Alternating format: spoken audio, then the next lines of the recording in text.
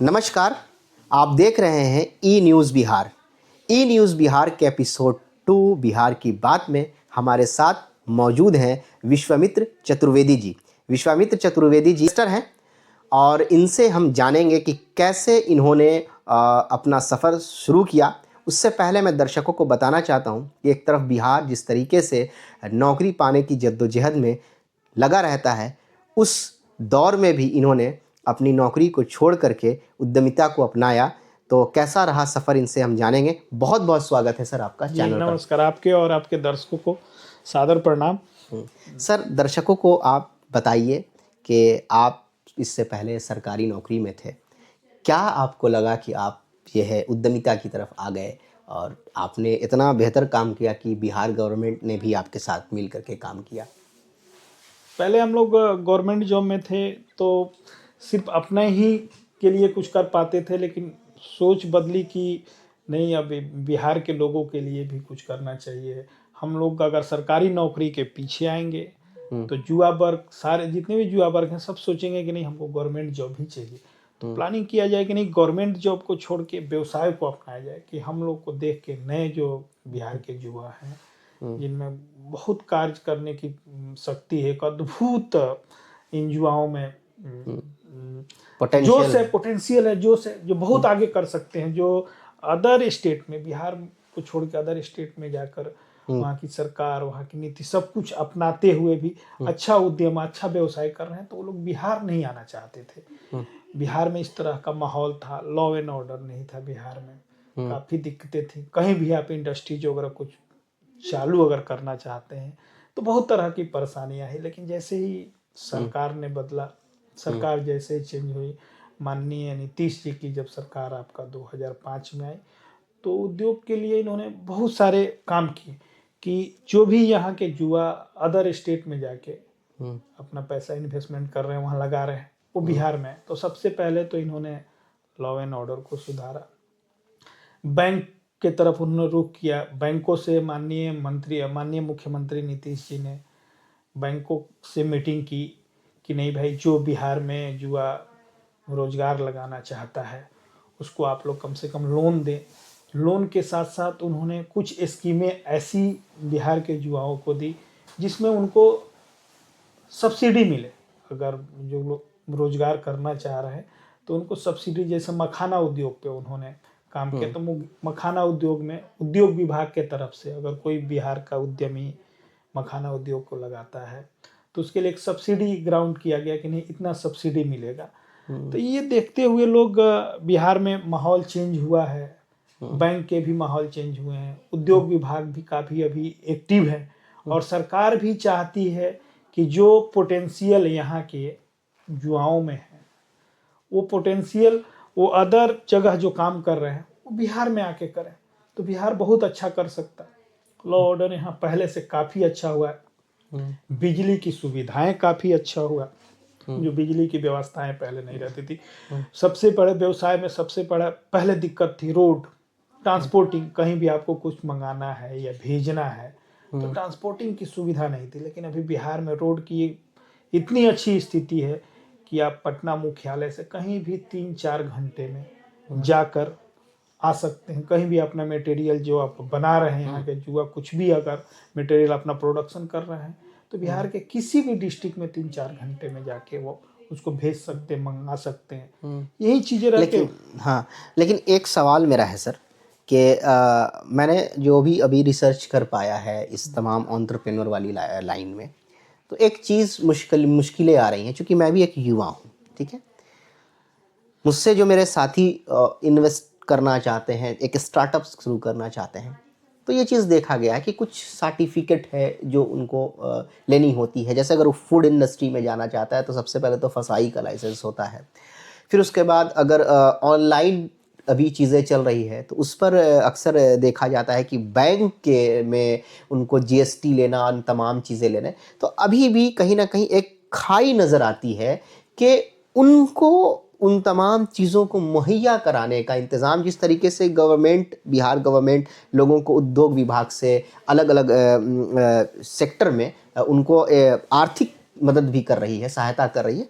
तो क्या आपको ऐसा लगता है कि इन मेन चीज़ की भी अगर सहायता मिल जाए तो लोग काफ़ी तेज़ी से और जल्दी इस पर जो है ये काम कर पाएंगे, चूँकि पेपर वर्क में काफ़ी समय जाता है? ये हाँ, पहले सरकारों में ऐसा था जिसके चलते व्यवसाय या यहाँ कोई इंडस्ट्रीज नहीं डालना चाहता था। सबसे पहले तो लॉ एंड ऑर्डर था जो मैंने आपको बताया। सेकेंड दिक्कत क्या आती थी पेपर वर्क में। तो अभी क्या है, माननीय हमारे उद्योग मंत्री दिलीप जायसवाल जी जो बने हैं, इन्होंने एक व्यवस्था की है सिंगल विंडो की।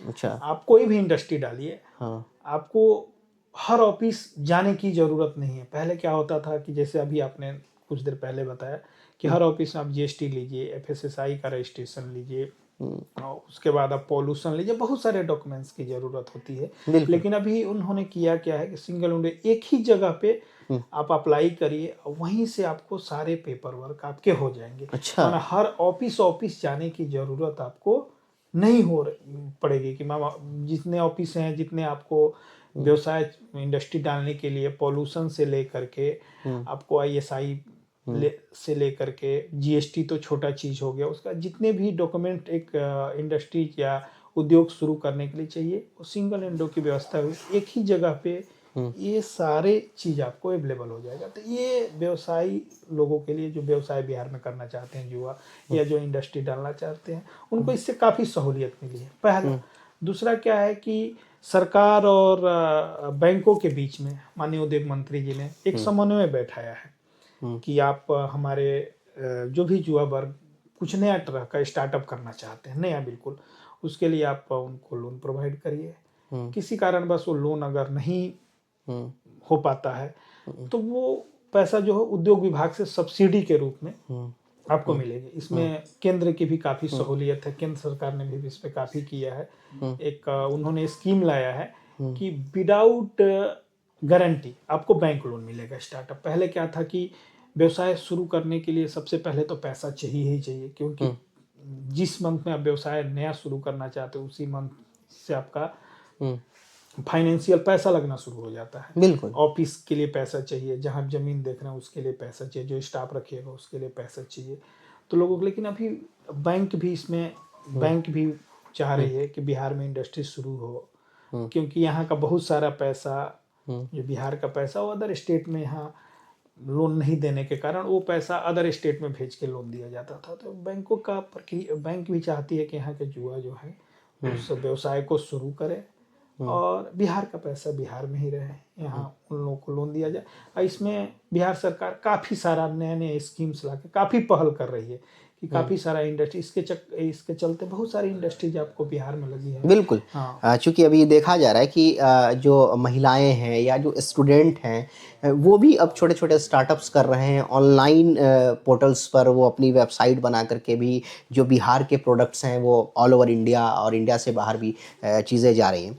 लेकिन एक आखिरी सवाल मैं उन तमाम युवा जो दर्शक हमें देख रहे हैं उनके इंस्पिरेशन के लिए मैं एक थोड़ा-सा चाहूँगा कि आपने जो एक वाटर क्वालिटी पे जो एक काम किया है, थोड़ा-सा समय में आप उसको ज़रूर बताइए, क्योंकि ये बड़ा एक इंस्पायरिंग वाली स्टोरी है आपकी, तो हम चाहते हैं कि दर्शक उसको जानें।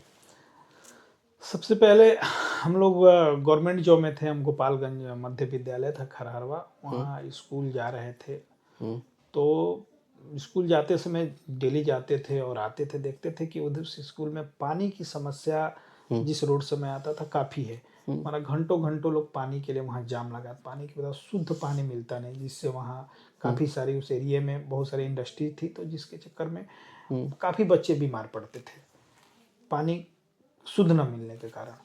तो हमारे सोचे कि जॉब तो कर ही नहीं, जॉब छोड़ के कुछ वाटर के लाइन में काम किया जाए, उनके जिससे समाज, प्यूरिफिकेशन पर। प्यूरिफिकेशन के लेकर के, क्योंकि जिससे समाज का बहुत बड़ा फायदा हो बिल्कुल। वाटर लेके। क्योंकि पानी एक ऐसा चीज़ है कि 90% बीमारी का जो कारण होता है वो आपका वाटर ही होता है, पानी ही होता है। अगर पानी शुद्ध मिल रहा है आपको तो बहुत सारी बीमारी आपको नहीं होगी। जैसे बच्चों में ब्लू बेबीज वगैरह की परेशानी आ जाती है वो पानी में, फ्लोराइड के चलते हड्डी वगैरह में परेशानी आ जाती है, आर्सेनिक में बहुत तमाम ऐसी बीमारियां हैं जो पानी से आती है। तो मैं आया तो शुरू शुरू में लोगों ने, घर परिवार ने बोला कि नहीं जॉब को नहीं छोड़ना है।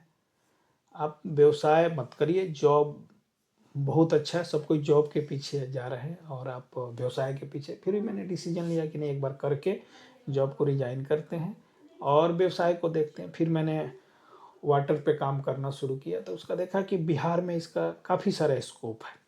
हम्म, बिहार में हम लोगों ने वाटर ट्रीटमेंट बनाना शुरू किया। वाटर ट्रीटमेंट जैसे जैसे वाटर का प्लांट हम लोगों ने बनाया, उसका इंडस्ट्री जाला, छोटा सा इंडस्ट्री। तो यहाँ के युवा में देखा कि वो लोग भी पानी के व्यवसाय में आना चाहते हैं। पानी का एक ऐसा व्यवसाय था जिसमें रॉ मटेरियल लगता ही नहीं था।